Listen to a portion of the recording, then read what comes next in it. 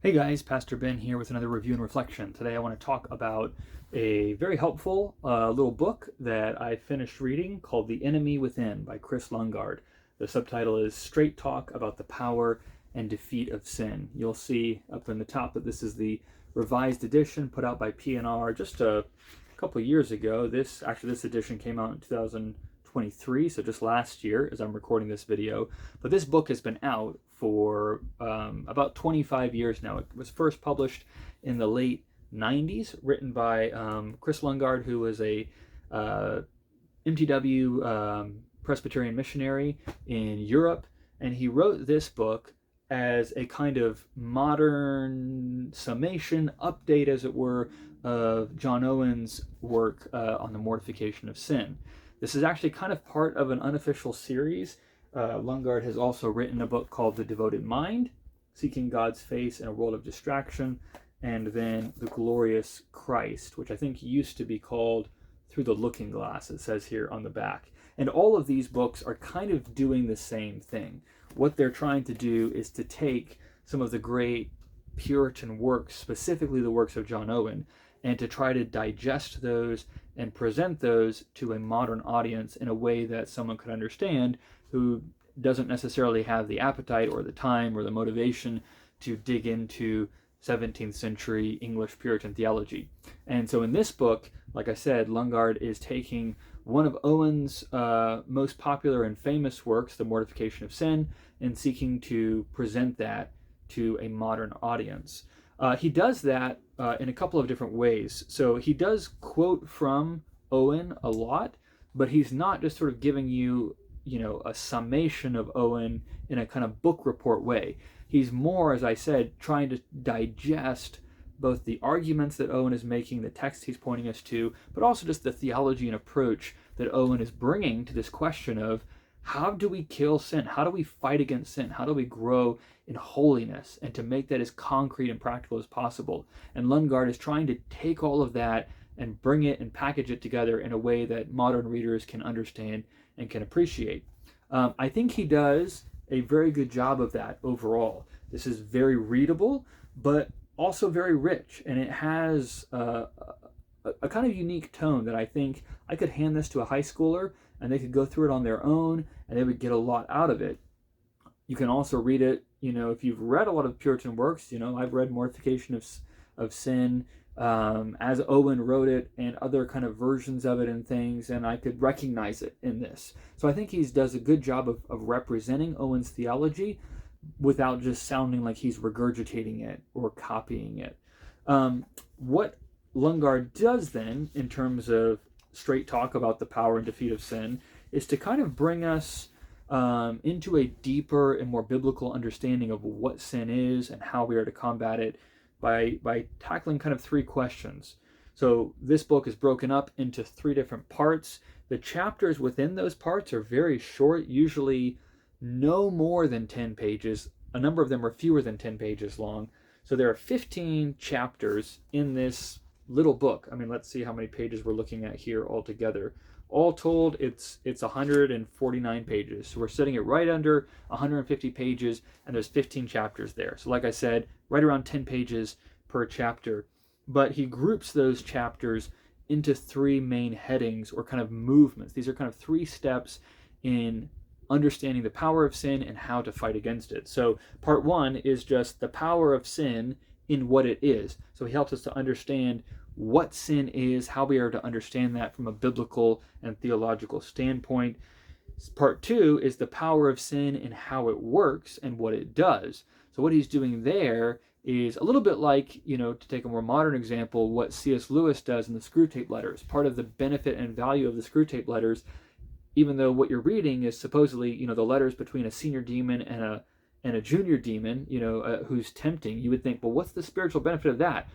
But the benefit is Lewis is using that literary device to kind of get us inside of how sin and Satan works, so that we have a deeper understanding of kind of the psychology of temptation, as it were, the psychology of sin, how sin is at work, the weapons and tools and tactics that it uses. So it's kind of that principle of, if you're one sports team playing another sports team, you might watch tapes of their games to understand what moves do they like to use, what plays do they like to use, who are their star characters and how do they operate and what are their habits, and then you can learn how to counter that, as it were. And that's part of what Lundgaard is doing in that section of the book, helping us to understand what are the typical attack paths that Satan has and that sin has as it seeks to draw us away from God and away from holiness.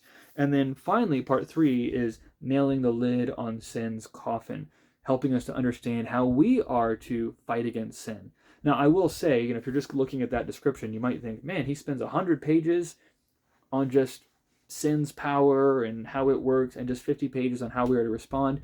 He really is throughout talking about how we are to respond and helping us to grow in a self-awareness and understanding of, again, how sin and temptation works, and also how the Spirit and the Word work against that. But it's more a matter of focus or emphasis, I would say. So throughout, you're going to be getting helpful guidance on how to grow in holiness, how to fight for holiness, and how to fight against sin. But particularly at the end there, he's going to be driving that point home. So it's not something that's kind of so lopsided as it might appear when you're just looking at the table of contents in the abstract. Part of what he does in this book, like I said, each chapter is fairly short. Each chapter is broken down into kind of digestible headings. It's very clear what he's getting at, what his ideas are. He also will have at the end of every chapter fairly extensive questions for reflection and discussion. Now, I will say, as a pastor who has to read a lot of these different books and things, you'll often find books that have discussion questions, and I find most of the time those discussion questions are not very good. They feel just kind of tacked on so that they can say, we've got discussion section questions, but they're very rarely questions I would actually want to use as I'm going through the book with people or teaching a Sunday school class or something like that. That is not the case with this book. This book has phenomenal questions for reflection in particular, and discussion as well to some extent. He really is giving you it's almost more of a workbook when you look at it that way. And I think that speaks to something that's important to understand about this book. This is a small book. I took, I think, like a month to read through it. I just did it like kind of as part of my devotions every couple of days.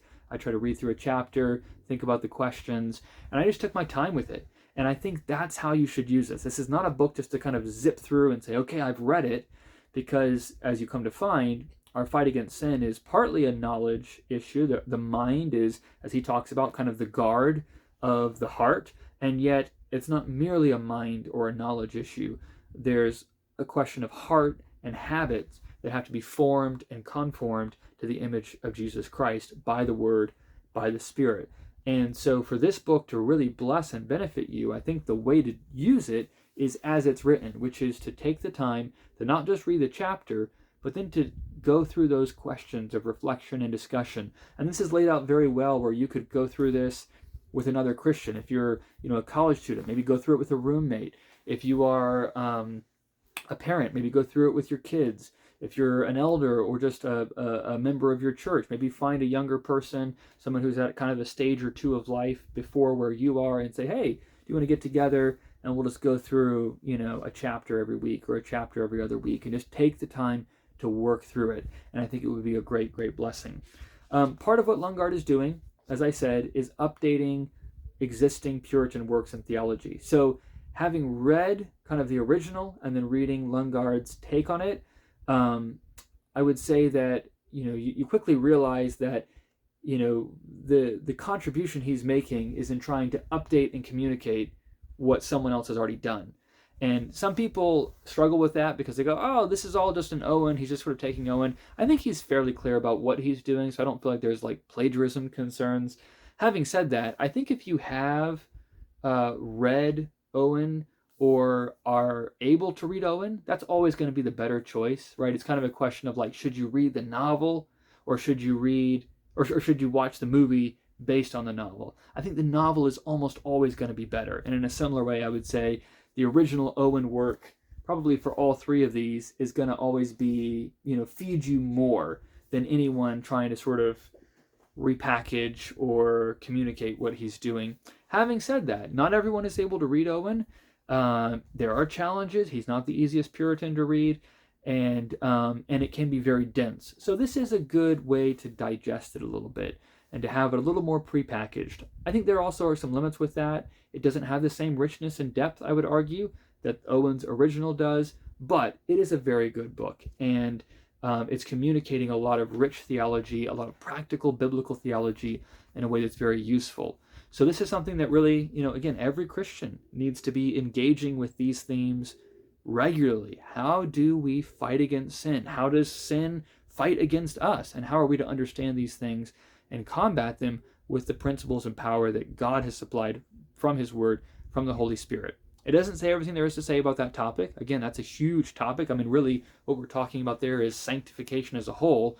But I think where it's most useful is if you have a biblical theology of sanctification. Maybe you've read something like Kevin DeYoung's book, The Hole in Our Holiness, which I did a review on a while back. But you're at that level of saying, okay, I want to be holy. I've got a theology within which to understand how to be holy. But what are the practical tools? How is Satan actually going to be working? How is sin going to be working? And what should I be doing? When you get to that level, Owen is very helpful, and I think Lundgaard is a helpful guide to many of Owen's insights and principles. So I would encourage anyone who wants to wrestle with this more deeply, or perhaps is looking for a resource to go through with another Christian, this is a great book to consider. The Enemy Within, Straight Talk About the Power and Defeat of Sin by Kris Lundgaard.